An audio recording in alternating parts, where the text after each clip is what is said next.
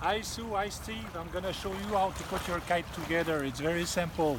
You just need to take your bow spar, and you put it under the spine here.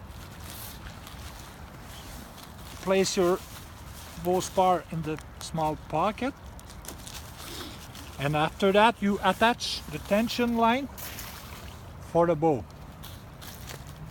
here. And after that you need to put a tension on the bow.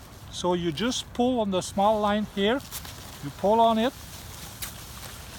and you just turn the line around the small knot with a very good tension.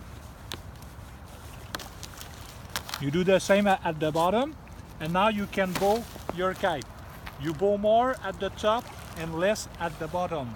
If there's more wind, you bow a little bit more again, and a little bit more at the bottom for a stronger wind.